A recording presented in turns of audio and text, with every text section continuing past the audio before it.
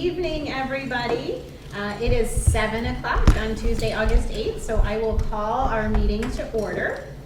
We are going to start this evening with yet another oath of office. So I'm going to turn it over to Daniel to administer the oath to Brandon Mason, our newest board member.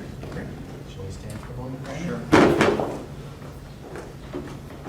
All right. Could you be so kind, sir, to raise your right hand and repeat after me?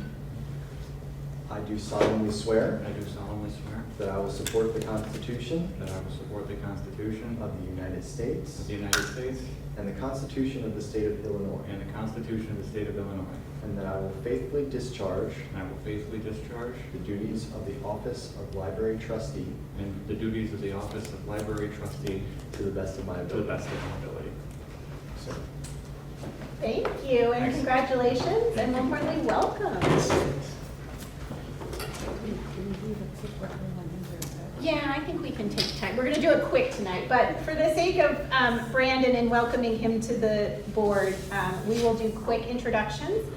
Quick because we have a big agenda tonight. So why don't we start on this end and we'll work our way around, and then Brandon, you can introduce yourself last. Erica Molina, been a board member for about 3 months now. Liz Sands, this is my second meeting. I know just a tiny bit more than you maybe, but probably not. Beth Schneider, I'm the vice president of the board, and I've been on the board about 20 years. Lupe Mejia, I am the president of the board. I've been a member of the board since 2019, and tonight will be my last meeting. Rob Bennett, like Liz, I'm a venerable, I think, 28 days. member of the board. Dan Urban, secretary, as you now know. I think this just hit my 1 year mark, so Nice. this is what seniority is here behind Beth now. So, And we are grateful to have you, so tell us a little bit about you. yes, so I'm Brandon Mason. I've been a board member for about 2 minutes.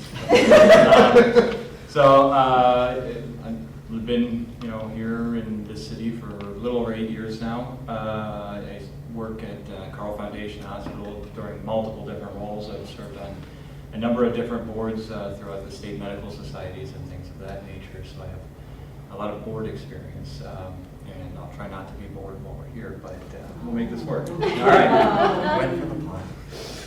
Oh, it is a great energy tonight, which is exciting. We're gonna need it. So, thank you, Brandon. Thank you, everybody. Take all your seniority and all your experience that you bring to the board, and know that we appreciate it. So, Becky, can we please do the roll call? Yes, ma'am. Okay, so Erica. Here. Liz. Here. Beth. Here. Rupe. Here. Rob. Here. Danielle. Here. Brandon. Here. And we're missing Sharice and Mark at this point. All right. Do we have any additions, corrections, or modifications for tonight's agenda? Please no additions. Hearing nothing, is there a motion to approve tonight's agenda? So moved. Thank you, Beth. Is there a second? Second. I'll take that one from Rob. He's closer. All those in favor, please say aye. Aye. Any opposed, same sign. Thank you. We can move on with tonight's agenda. Do we have any public comment tonight? Excellent. Then we will move right into our presentations, starting with Miss Elizabeth Brockman for our update on the Free Library Foundation. Hello, I don't have to get up and be, okay, this is more of a conversation. I'm Elizabeth Brockman, I work on the Urbana campus. I've been with the Library Foundation Board for a few years, and at one point I was secretary and VP at the same time, and then I became president. We are also going through some transition, as I sense that you all are. So that's sort of my first point, is that as the fundraising arm of the Urbana Free Library Foundation Board, we are here to obviously complement your work, but we are separate. We're a 501c3. We do have bylaws. They're on the website. Check them out. We are currently looking for new members. So we are going through some of this. Some of it is post-pandemic. Some of it is about reinvigorating even the members we have. So we have applied to be a part of an event by the Community Foundation September 19th to go give information and possibly recruit more. There are sometimes people who apply to your board who then end up on the foundation board. I'm one of those people, so which I'm very happy about. So we're hoping that we will be a fuller board. And with that, I see you're also doing strategic planning. We also want to have a strategic thinking and planning event this fall after we have some more members. And so at that point, sort of also to remind us all of what our mission is. So I think that's always really crucial. So just to also let you know that some of the new things that we've been doing, and then I'll get to a little bit of the money. I know you have a really long agenda, so I don't want to take too much time. We have contracted for directors and officers liability insurance through the same insurance company, Cincinnati Insurance, that the library works with. That is something that one of our board members pointed out we did not have, and we did not realize we did not have. So that's a good thing that we got that. We are also looking to contract, and we have contracted with Martin Hood, a bookkeeper, to look at sort of a nice way to parallel both our revenue and our expenses, because that's been a little bit of a challenge, not the revenue side, but also I know that Kirsten's looking into some ways to track the money that comes in a little bit with a different software. So we're reinvigorating that as well. We're also on we're going to be potentially on the ballot for the Roundup for Good campaign. I don't know if anybody's a co-op board member, but 2 years ago when we put in for that, we actually were one of the ones selected, but there were many fewer. So this year we've put in for it, we're working on putting in for it by the end of the month, and hopefully we'll get voted on. But again, I don't remember the selection process. Celeste may have more information. I actually work there. Do you work there? But it's a lot more people. I know last year that we were not selected last year, but if we are selected, I hope everybody goes and shops that one. So yeah, so the voting period, if you're an owner, you have to be an owner, it's September 7th through 14th. So we're still getting we had 95 nominations. That doesn't mean we'll have 95 proposals. You have to submit a project proposal.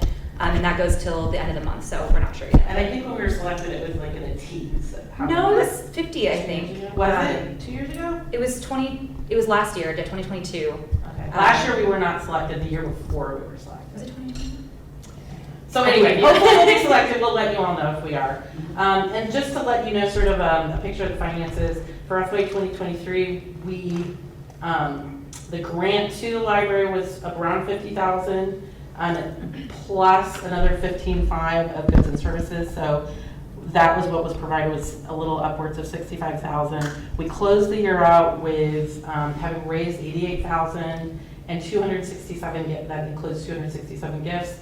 This year we've approved a grant of $54,000. Last year we supported 21 library programs, 12 library present something. Oh, Illinois Library presents the Yes. online author events that are for libraries across the state, where you can get super big name authors at a discounted price because hundreds of libraries are going into it. Right, and 8 musical presentations, performances, and 1 author.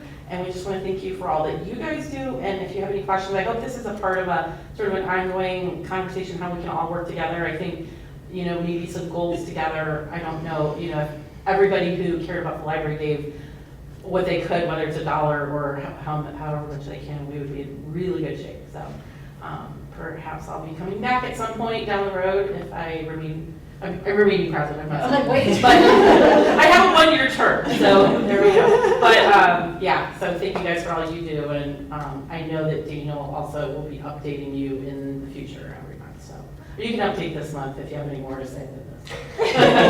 Thank you. Any questions at all?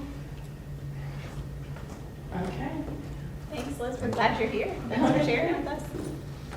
Okay. Dawn's update. She's unable to make it tonight, but I will give you a couple of quick updates. As you know, the staff parking lot project is done. So she's currently working on the building program and was out of town a little bit, but she and Brian Robertson, as we talked about, are working with Agneberg Anderson to get the building program in a good enough shape to show the management team, to give it one input from them and one that last look, and then it will come to you. So soon-ish. So that is continuing to move ahead. And the other big project that is currently happening at the moment is the air handler on the roof. So she's working with the IMEG Corporation or company, which is working on developing the RFP or whatever the competitive bid process word is. They are developing that, and they reached out today looking for some information from us. So it's a back and forth kind of thing, but they are on target to complete it when they said they did expect to, which looks like end of the month perhaps, or early next month. So then we can put it out to bid and see how much it's gonna cost and when it might get completed. So those are the couple of big projects that are moving ahead. I think we can underscore big projects. Very big projects. And then the other piece is that we had temporarily paused Megan's room and the Cirque AV remodel as we looked at what was in the fund balance as the year closed out. And I will say, I also took some time off. And so by next month, we will have a better feel for what the fund balance looks like. Very good. All right. So moving on to our strategic planning update. Do you want to start or do you want me to start? Go ahead. Okay. So I will give kind of my board liaison update, and then I'll let Celeste kind of fill us in. It has been a busy behind the scenes process. Let me backtrack a little bit since we have so many new board members. So we are at the early stages, or maybe almost mid stages, of our strategic plan refresh. So when I joined the board in 2019, we worked on a complete strategic plan kind of redo. We've been very pleased with the strategic plan. I think the library has embraced it, and the library administration and staff have worked really hard to incorporate it into everything that you see and do around. Now the time has come where we find ourselves 3 years down the road, 4 years down the road, in a post-pandemic era, and it was time to look at that plan again and see where we needed to go. One of the first decisions was made was that, hey, we really like this plan, let's just refresh it. Let's just look at it with some new eyes and see what we like about it, and tweak it maybe to make it fit our times and current circumstances. So we've built into that plan getting feedback from our community, which we were tremendously successful with this year, and getting lots of really valuable feedback from our stakeholders, both our patrons and community members that maybe aren't using the library. So the strategic planning team and admin have been looking at that data and putting it together for us. The strategic planning committee is starting to take an early look at that and kind of formulate what that refresh looks like to bring to the board. So having been part of that process, it's not quite ready for the big reveal. We're still working on it. But one of the early things that we're seeing is we had 4 pillars, our 4 E's, that we're looking to kind of merge into 3 to help staff better align the goals and projects under those. They still represent the same mission and values that we set forth with, but organizationally it's going to make it a little bit easier. So what I think you will see coming forward is this refresh that takes our 4 pillars and brings it down into 3 stronger pillars to represent the goals that I think we're working towards. So as I'm parting ways and having, I literally joined the board right in that strategic planning process and got to jump right in. So it's been nice to kind of see it full circle, and I'm really excited to endorse, to keep my E-words going, this new version of what you guys will have in front of you to work on and work with the library admin and the team with. So the management team met with Amanda Standerfer, who is the consultant for us, who was an employee at the time and is now our consultant for this refresh. We kept the vision and the mission, again, keeping at that highest level, the way the board is happy with how things are going. And so talking with the management team and looking at staff feedback that we got earlier in there at staff day, and having just done this big reorg, what we see is really important is taking the time to make sure that staff has the training that they need as they settle into new roles and new responsibilities, and making sure that everyone's on the same page with, when we say excellent customer service, what does that mean? How does that mean we answer the phone, provide public service at the desk? When we're looking at the behind the scenes work with, so we have now the front of house, back of house. What does that mean for acquisition staff, for example, as far as excellence in work, so that we can be on the same page together? So we are working through those pieces. So we're looking at keeping enhance, which was the 4th goal, and moving that first. I forget who mentioned it at the management team meeting, but changing the order and slimming down to combining 2 of the middle pillars. We're going to go with, if we enhance and put time into our staff and think about the building and how that supports, and think about resources, making sure that we are still being good stewards, and we embrace our community, then equals, so this plus this equals empower. So enrich and empower are going to be combined. There was a lot of overlap between programming and resources and how we make that available, and that's something that we sometimes as a staff had struggled with, or as a management team, when we write that director's report every month and figure out, we've done these things for these purposes, a lot of them fit in 2 places, and it made more sense to combine them so that we can be more strategic and not overstretch in this year of rebuilding and growth and professional development for our colleagues and for ourselves. So we're very excited, and what we have done is we are putting together the different resources, the census data, the learning report, the graphic of, simple graphic, but what does the 3 pillars look like together? So we'll have that for you in a draft form next month if all goes as planned, knocking on wood, and then you'll have time to think about it, and so then if it comes due in September as a draft, then you can vote on it in October. And then we're thinking about the time distance of how long it should be.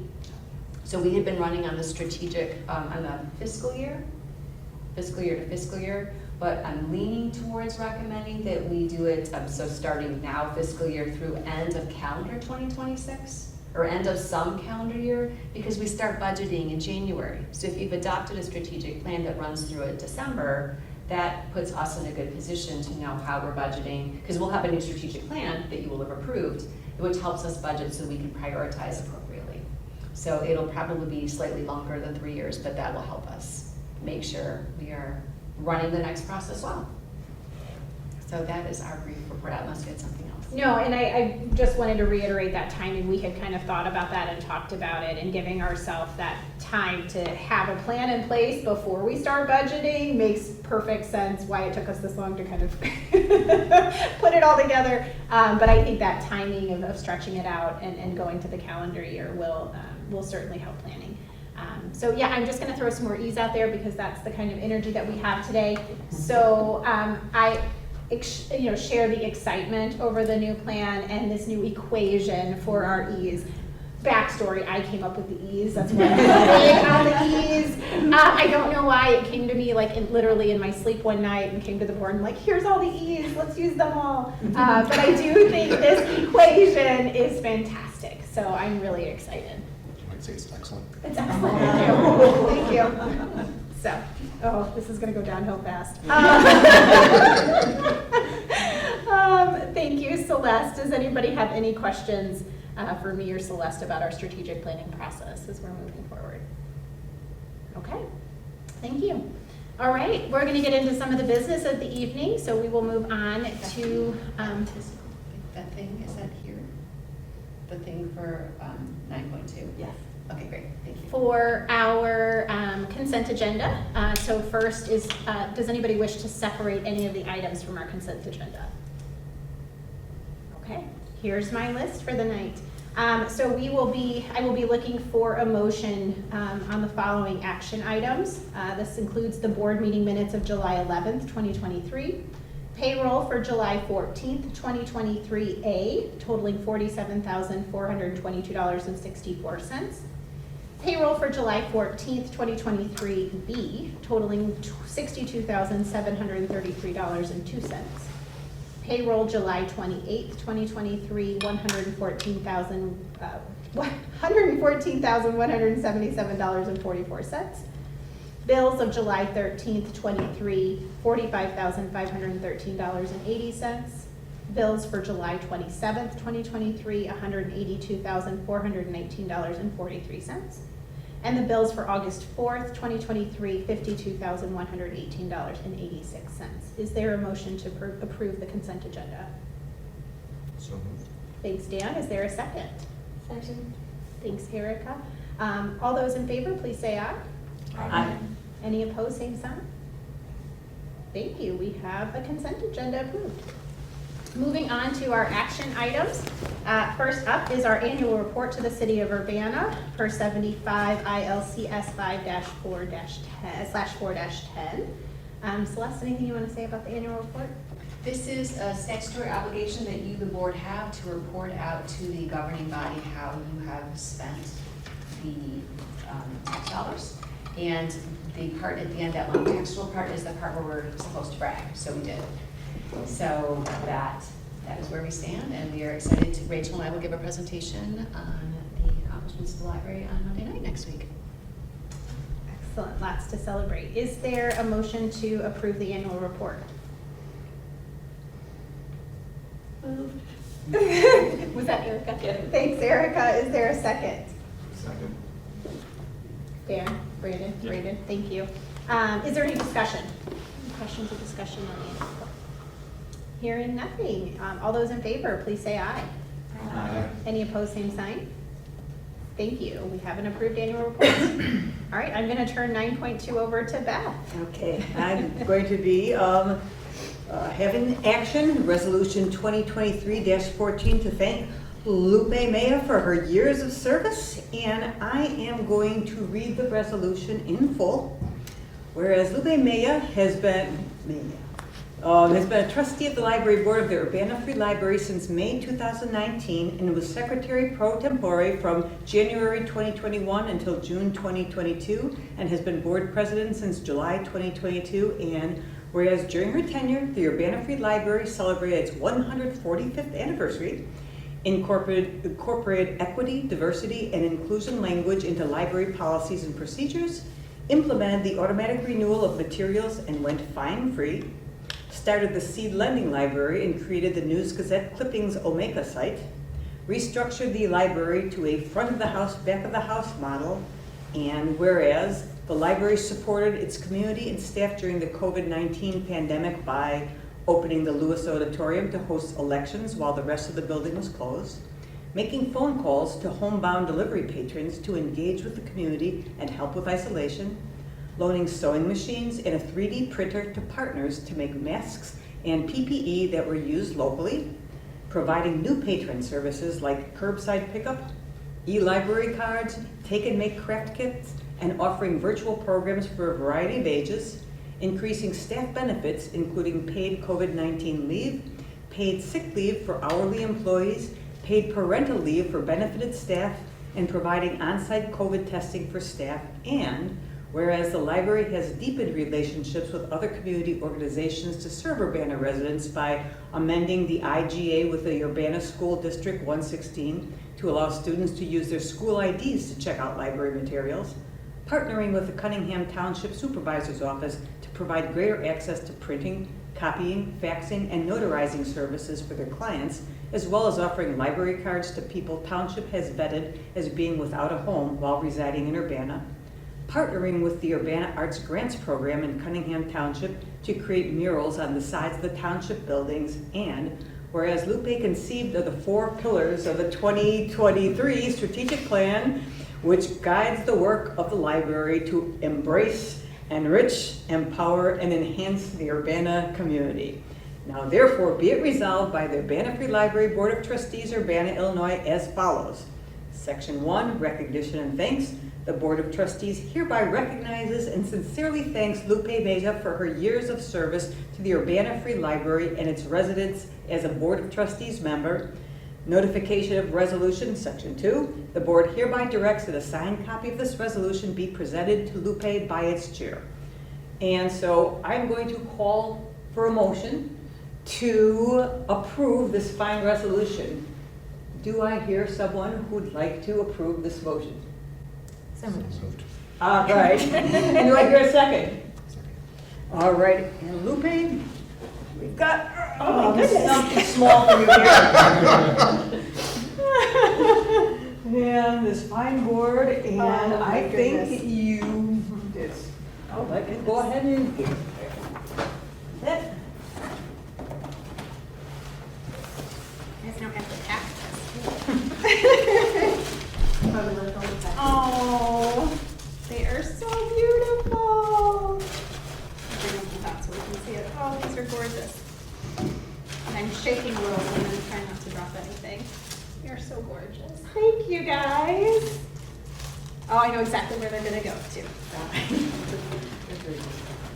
Thank you. I will save my remarks and comments for my final president's report. So I will just say thank you, and it feels very good to be parting ways with this board under such tremendous new energy and leadership. So thank you, guys. All right. Thank you again. Okay, keeping us moving tonight. Oh, yes, we did vote. We had the motion, all right. That was the last. All right, a split vote here, literally first. All in favor, please say aye. Aye. Any opposed? All right, the motion carries. We are so good at this. Yes. Thank you. Then Lupe takes the chair back. Yes. Oh, yes. All right, Thank you. Yes, you may take the next action item. All right. Yes, moving back into business at 9.3, everyone's favorite action item, our Constellation invoice for $11,661.35. Is there a motion to approve? So moved. Thanks, Beth. Is there a second? Second. I knew that was coming from Dan. Our Is there any discussion? Because I wanted to say, I know no one likes to vote on this one, but I think it's a little bit nicer because, just to point out, we used 102,000 kilowatt hours this past month for roughly $11,000. A year back today for the August bill was 103,000 kilowatt hours, so very comparable right there. And that was over 21,000. Yeah. So I think we're doing a little bit better on Constellation's plan. Thank you for that in-depth analysis, Dan. I really appreciate it. That makes me feel better about it. All those in favor, please say aye. Aye. Any opposed, same sign. We will pay that bill. Thank you. Moving on to item 10.0. Just again, as Erica is setting up, so Erica is going to talk to us about early literacy in libraries, but while she's setting up for our newer board members, this is one thing that I kind of helped bring in with my tenure here, is part of our board standards require that we do board development. So as trustees, Okay, that we're so you should be able to constantly either just scroll learning and down. sharing.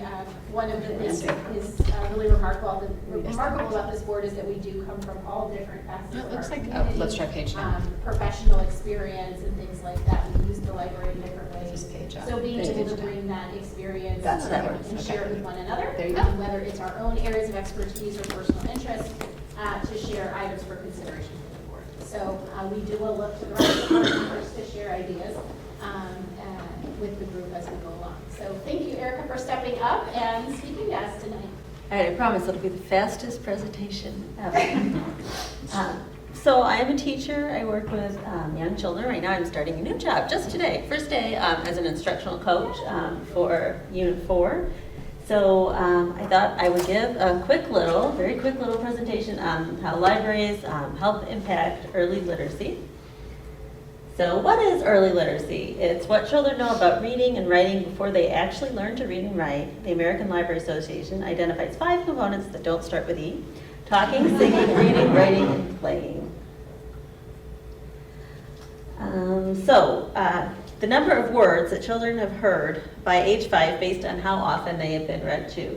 And I want you to notice just the jump between never to only 1 to 2 times a week. So even if they come to the library and they're read to once a week, they jump from having heard 4,662 words all the way up to 63,570 words. So this is a huge jump, even if it's just 1 to 2 times. Then obviously it goes up and up to what sometimes it's called the million word gap, all the way up, to 1,483,300 words if you read 5 books a day. So kind of a big impact, which matters because the more words you hear, the greater statistical diversity of words, and in different linguistic contexts is associated with better language and school outcomes. This is not like, It's not quite aligned, is it? there we go. So 3 to 5-year-olds read to at least 3 times per week were 2 times more likely to recognize all letters, 2 times more likely to have word sight recognition, and 2 times more likely to understand words in context. I'm just going to roll it.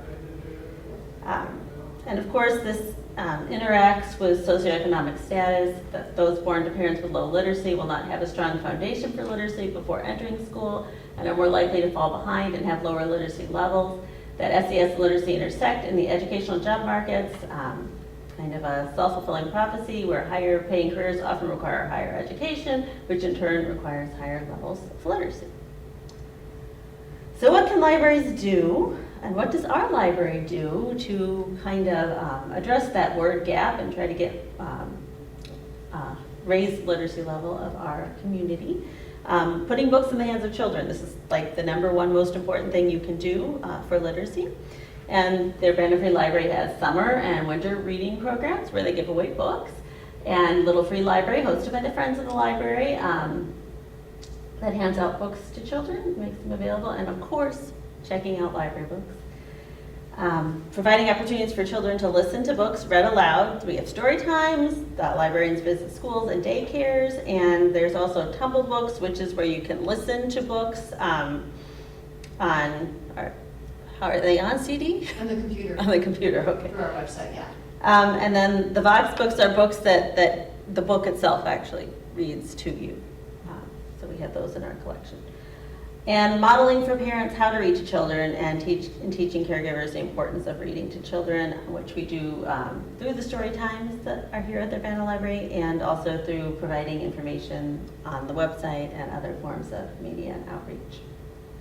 So, and then I just ended with this quote from Victor Hugo. That's my presentation. Perfect. Any discussion or thoughts for Erica? That was a fantastic example of what we're looking for and what's bring to the board, so thank you for that. Excellent. Way to highlight to our Urbana Library programs. So, okay, moving on. Our Friends of the Library report. Do we have a report tonight for the Friends of the Library? So they didn't have a meeting last month, so I'll be attending the following one where it seems, according to the minutes from June, that they'll be starting to plan the next book sale, but I have not attended a meeting yet. Book sales are always a good thing. Thanks for the update. Do we have anything additional from the foundation? The foundation this past month signed an agreement for liability insurance coverage. They've been working with Martin Hood to update their bookkeeping, and I saw on a recent announcement there that they're hosting for us 2 author talks for the upcoming Pygmalion Festival. Yeah, that's nice. Excellent. Thanks for being so in sync, you guys. Love that. And do we have any updates from the Heartland Library System? Nothing just yet. Perfect. Perfect. I don't think I've seen anything exciting I've ever seen. Wonderful. And thank you again to all of our board members that have stepped up to serve as liaisons. This is a tremendous help and a way for us to share information. So thank you for that commitment. Celeste, do we have anything from the administrative report tonight? Nothing additional. All right. Do we have any board or committee reports tonight? I don't believe so. Erica, did you have anything on bylaws or no? Oh, I yes. can, Oh, yeah, I thank can you. give my Thank little you. blurb on bylaws. So Erica and Mark have been working on reviewing our bylaws, which is a, how often refresh? 3 years. So yeah, Erica, what are you guys thinking? So I thought our bylaws look good, that, you know, they kind of compare nicely to what they're supposed to look like. The only 2 things I saw, I know the term limits was something that we were asked to look at, and the only other thing I saw in there was that we don't have anything like really about what is in our minutes, and I don't know if we want to include that.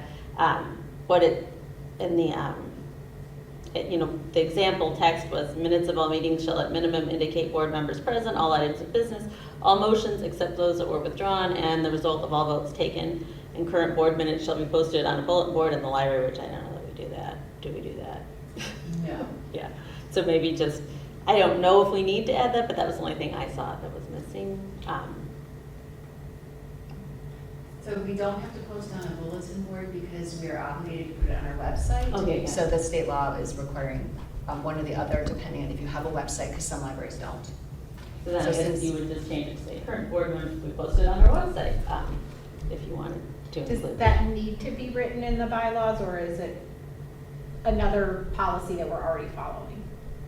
We are following all the Open Meeting Act. Yeah. That's part of that, Mhm. so it's law and we're following it. So we don't necessarily need to specify that in the bylaws because it's. But in accordance to law, and just leave it at that, that way if it adjust or change, you don't have to update your bylaws.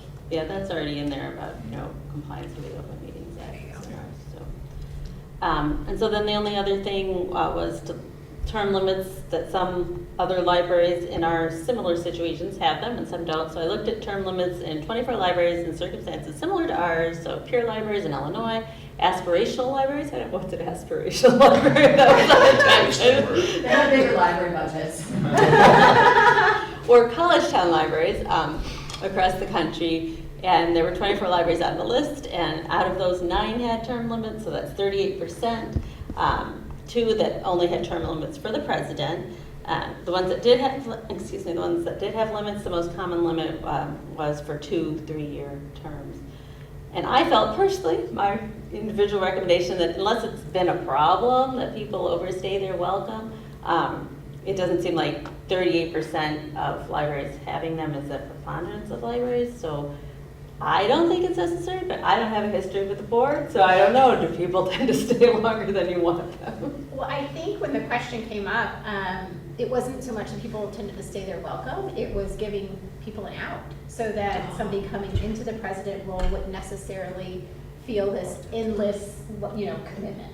So it was giving kind of a, I'm going to be president, I'm going to serve for X amount of time. So that was the other angle to consider it from, would be, do you want to have kind of a set up expectation of how long someone would serve? So then you can do some succession planning, potentially to say, okay, who's going to assume this role next? Because we've had, at least in my tenure, we've had presidents that serve for a very long time, and then presidents that serve for a shorter time and leave on their own accord for various personal commitment reasons and things like that. So that's just another angle. I don't think somebody overstaying their welcome has been an issue, but giving some room for strategic or succession planning might be something to think about. In that case, I could see why some of the libraries only included it for presidents. It's probably, unless you used to get drunk with power.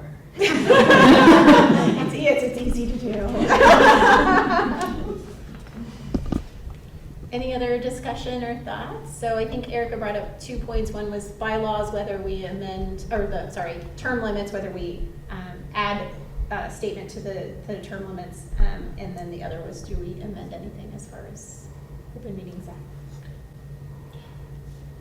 With the minutes, in your and Mark's view, is there enough information or enough sort of required there that the minutes would be descriptive enough that somebody in the future could read a set of minutes and have a pretty good idea of what was going on?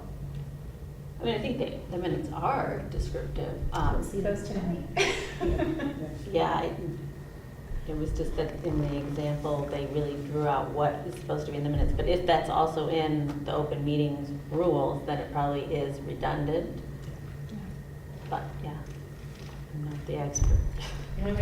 If it's okay to add one thing, there's a recent change to the law for exceptions for non-attendance in person, but being able to attend on the phone. Right. So as a legal matter, we will update the bylaws with whatever you decide to do. You may say you want to make 0 changes at all, or you may say you want to bring forward whatever changes. We will be amending that part of the bylaws that are law.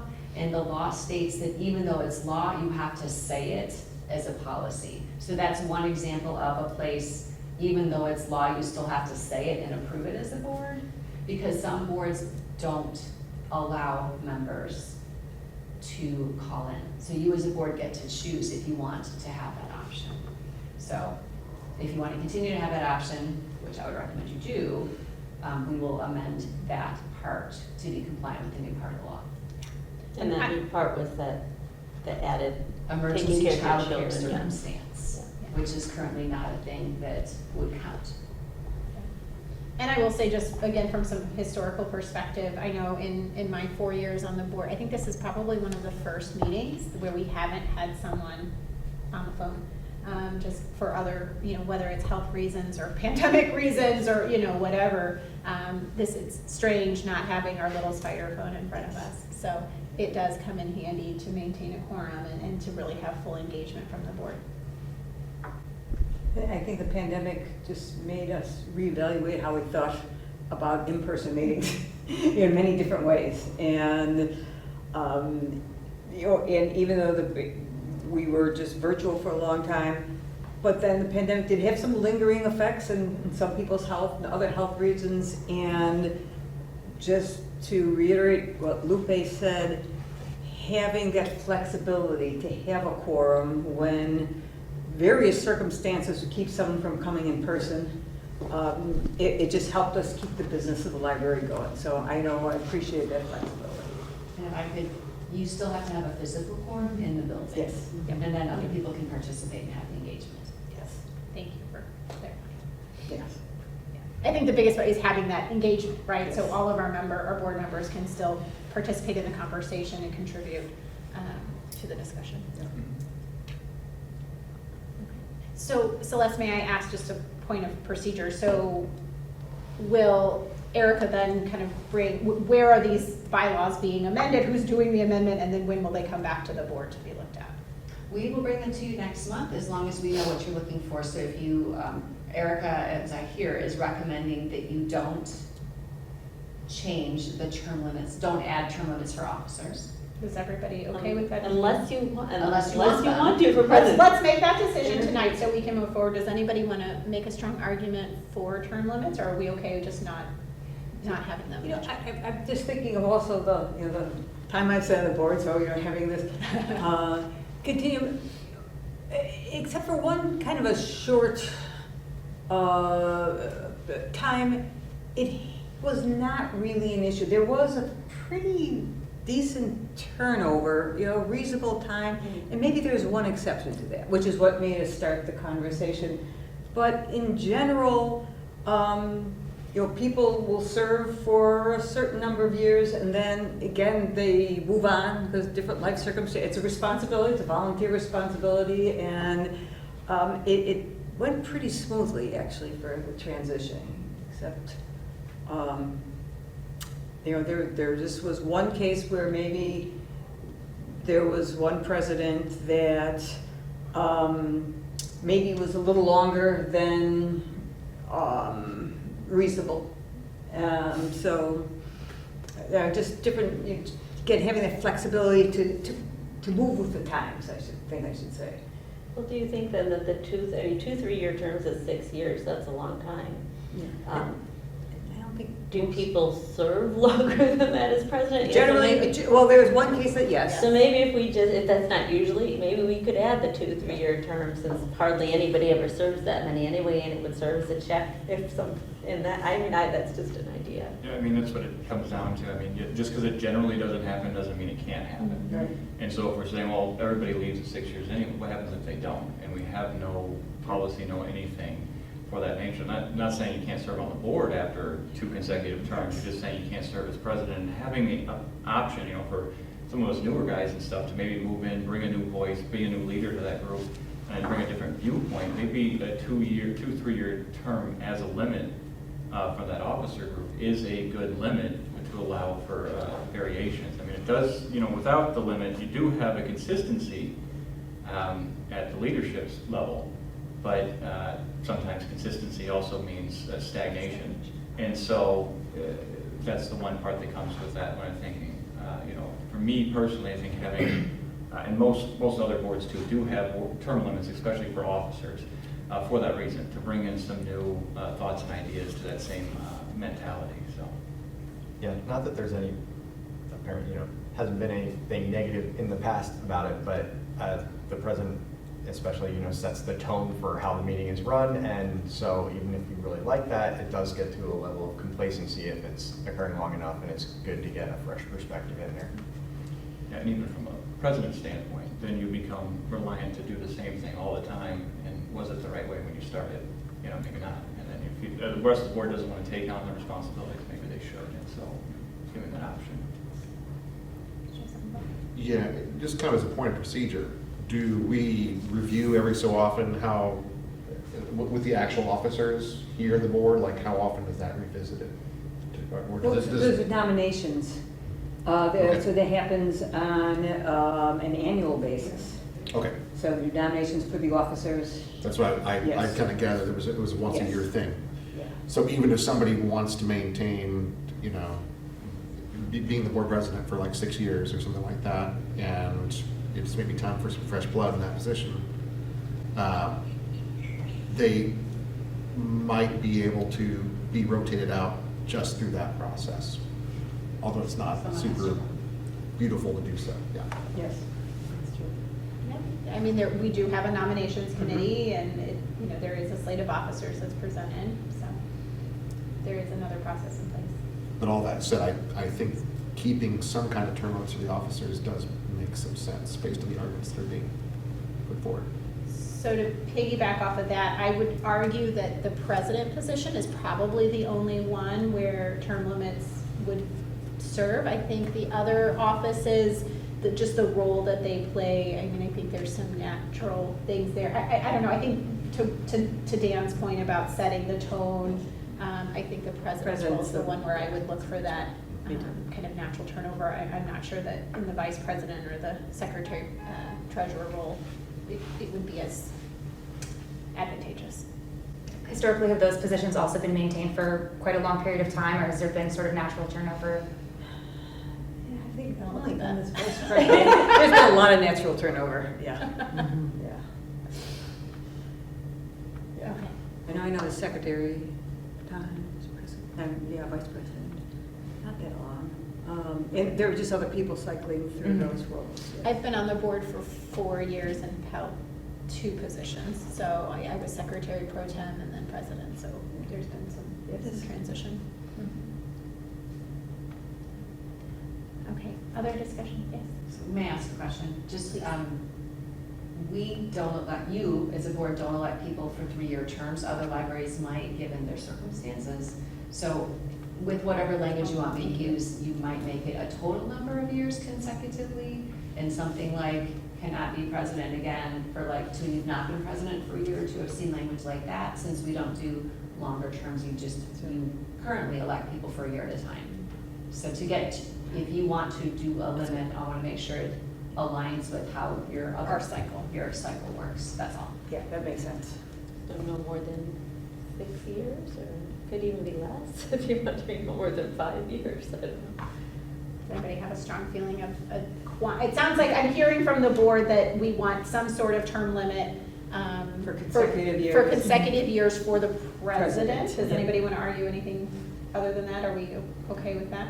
I mean, being the new guy on the board, I don't know, natural turnover, things of that nature, but I would almost say that from a presidential standpoint, even every 3 years, and then saying you have to take a year off, let somebody else kind of do it. And then if you want to come back, return, or whatever, I mean, that would be my argument. 6 years is a long time to serve on any volunteer board. So I have one reason why I would say more than 3 years. And again, from the history, when we're so lucky to go through a more of a substantial building program, it's really nice to have that consistency, and sometimes it's at least a 5-year process. And it can be helpful to have a president who's just kind of leading through all that. And so that would be the only reason I argue for more than 3 years. my only counterpoint, and I'm not saying I'm right or wrong or anything, is that that would only be true if they were there at the start. If they come on as president halfway through, it's going to change anyways. So it would only be if the building project began right at the beginning of their term. And again, just because they may not be president, it doesn't mean they're not on the board to help give advice and directionality anyways. So that, I mean. Other thoughts? So what we have is somewhere between 3 years and 6 years is where we're at right now. So just to keep the conversation moving. 4.5. You serve for 3 years too. I mean, your terms are for 3. I'm saying each board person is 3-year term. Our board Yes, board appointed. appointed. Okay, so that's Yeah, a with the good mayor. But one. they don't Yeah. necessarily coincide with your, when you become an officer. Yeah. Right. Yeah. Whatever it is that we stick with for the time limit on, whether it's 3, 4, 5, I would think that the time off should be the same as that, because you're basically giving, rather than a 1-year break and then that same person jumps right back on, you're giving somebody else that same amount of potential time. Oh, yeah. You don't have to have an unopposed slate. That's another option that people could actually have. You could have more than. Yes. It is my understanding that it has been hard to get people to volunteer for the leadership roles. Yes. So that have been unopposed Yes. slates. So one thing to consider is that you could have 2 people be, or 3 people decide to be president, then you would literally vote on more than one candidate for that. So that's just something to consider too.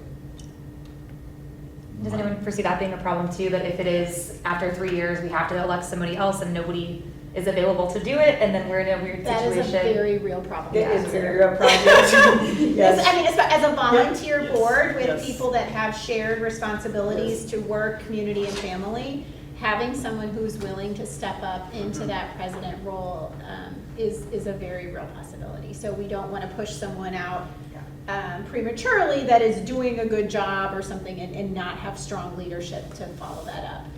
So I think, while I don't foresee that being a problem, I see, you know, tremendous potential. The reality of it is it's hard to find leadership sometimes. I have, you know, twist my arm. Yeah, I know, yeah, I'm watching this a number of times. Would make me say, boy, it said for all the time, except for maybe one blip, it was nice having the continuity, and generally it wasn't a problem. So, you know, if you want to put term limits, and because it's 3 years, I could say, all right, make a 6-year being the term limit, and then have someone take a break. It would be a good problem to have, actually. Given kind of how the trending is going with volunteer positions in life and everything.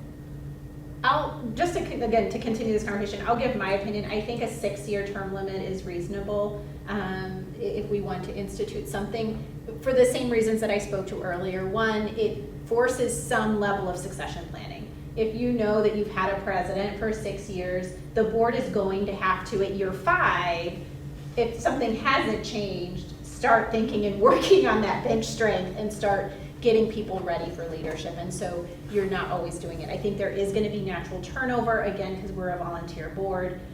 So I think those, even though it feels like a really long time in this kind of organization, I think to Beth's point earlier, some of these programs and processes take a very long time, and you need that kind of strong, consistent leadership to be successful. I'm speaking a little bit too from my experience, in the healthcare setting, going through numerous different leadership changes very, very frequently. It's hard to get momentum if you change things too quickly. So while 6 years feels like a long time, I think it is appropriate. I think it somewhat matches up with our 3-year, city board commitments, and just gives us some framework to work in should there be unforeseen circumstances where you need a change rather than the change coming before you. So that's my endorsement. I think 6 years for the president would probably be something reasonable to consider. Any other thoughts or discussion? Okay, so we talked about those term limits. We talked about adding in the new language that we are required by law to add in about how we are present at meetings. I think those were the 2 big changes. Yes, Erica? Okay. So Erica and Mark was working on this too. We'll communicate with Celeste, and the board will see then new bylaws to again review. You'll get to review them all again and then vote on them formally. And there will be, an option for further discussion come our next meeting. That sound good? Is everybody okay with where we're leaving things? Fantastic. I appreciate the discussion. I think it's really, really amazing to be able to kind of think through these things. So, okay, board president report. I don't usually have much to say, and because it's almost 8 o'clock and we still have several things to do, I will keep it short. First order of business is appointing a nominating committee. So we are, required to have a nomination committee that will put forth our slate of officers. Really typically in 2 circumstances. One is when you have an officer leaving the board. So this committee will have work to do in short order here, but also on an annual basis as we're looking to re-elect our board, our elected officers. So I have had conversations, and I am happy to appoint Erica and Brandon as our nominating committee. So again, you guys will have work to do ahead of next month's meeting, so we can speak after the meeting to talk through some logistics, but you will have your first order of business before us in next month's meeting. And so you will report during the board and committee report section next month. So thank you for agreeing to support that committee. And then very quickly, just my own word of thanks to the board. I'm going to get so emotional because it's been that kind of a day. To say thanks. I told people before I work in Danville, but my family and my community is here, so serving on the board was my way to give back to my community. I am a huge advocate of libraries, have always been, even more so now, learning the business of libraries. So I wanted to say thank you for the opportunity. I want to say thank you to our admin team who has taught me so much, each and every one of you, along the way.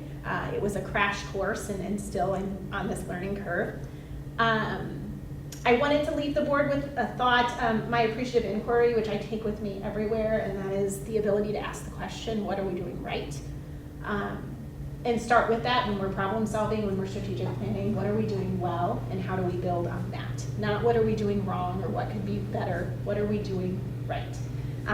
So we started my first meeting as president having a discussion about that, and using that to generate conversations. And those conversations ultimately lead to what can we do better, but we start with what are we doing right, and there are so many things we're doing right. I'm not gonna go into them, I'm gonna leave it to the IPLAR report and to our director's report to really highlight those tremendous successes that the library has participated in for our community, as a whole. And lastly, to say that libraries are home. So libraries are our third places. They are home to me. They have always been home. I grew up moving very frequently as a kid, and libraries were always the first place that I would go to that was that familiar place. So much that my children, so we are moving, I'm leaving the community next month and moving to Wisconsin. And when we said we were looking for a new home, the first thing my kids asked is how close is it to the library, and Mama, are you gonna be on the board? And they were quickly, we literally, before we even made an offer on a house, were in the two libraries that are closest to us, and we visited both of them, and my kids were introducing me to the staff, like, hey, did you know Mama's on the board? No, not here. But we were in the library before we went anywhere else in the community. So libraries are home and a foundation, and there is so much that this library offers to the community because of the kind of community that we have, where people are coming into our community and looking for that stability in that foundation, and we have an opportunity to provide that for them. So thank you for your time on the board and for your commitment to this community, and thank you to you guys for taking good care of us and providing us this home for all these years. So. Okay, I got through that. Do we have any unfinished business? Thank goodness. Do we have any new business? Even better. Okay, so quick point of order, we're gonna go into closed session. We will give some additional instruction to our new board members. We have a lot of procedural stuff that we're gonna go through tonight. We'll go into closed session. I'm gonna need a motion for that. We'll kind of read this here in just a moment. And then we will come back into open session and do some additional votes and things. So we have a little bit more business, lots of procedural heavy stuff.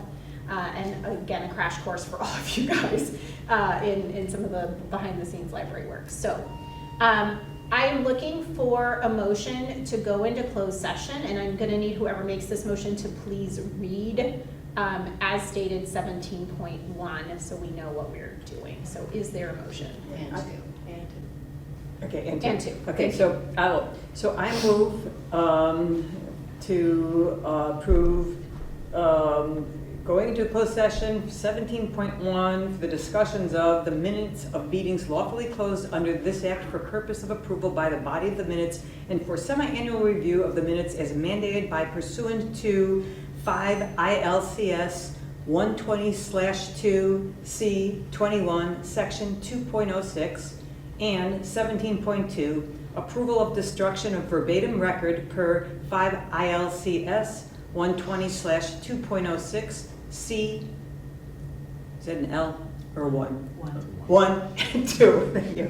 Can I pause just for a procedural question? Can we accept a motion on both of those items at the same time and vote on them both at the same time? We're okay with that? Okay. So we have a motion from Beth. Is there a second? Second. Thanks, Rob. Any discussion or questions before we move on? All right. All those in favor of moving into closed session, please say aye. Aye. Any opposed, same sign. Thank you. We are now moving into closed session. And But we need a roll call vote. Yes. Oh, thank you. Erica, you. Yes. Yes. Just say yes or no. It's a yes or no. Yes. Yes. Beth? Yes. Yes, thank you. Rob? Daniel? Yes. Brandon? Yes. Okay. And are we Moving, relocating? Yeah, now I'm going to get the tape recorder because. Okay, I am going to call us back to order at 8:20 PM. Becky, will you do a roll call vote, or roll call attendance? Yes. Erica? Yes. Liz? Yes. Beth? Yes. Okay. Back. Yes. Daniel? Brandon? Yes. Okay, we are back in open session and ready for action, items 18.1. Is there a motion to approve the closed session minutes of February 14th, 2023? So moved. Thank you, Dan. Is there a second? Second. Thank you, Brandon. All those in favor, please say aye. Aye. And opposed, same sign. Thank you. 18.2, is there a motion, and if you can clarify what we're looking for?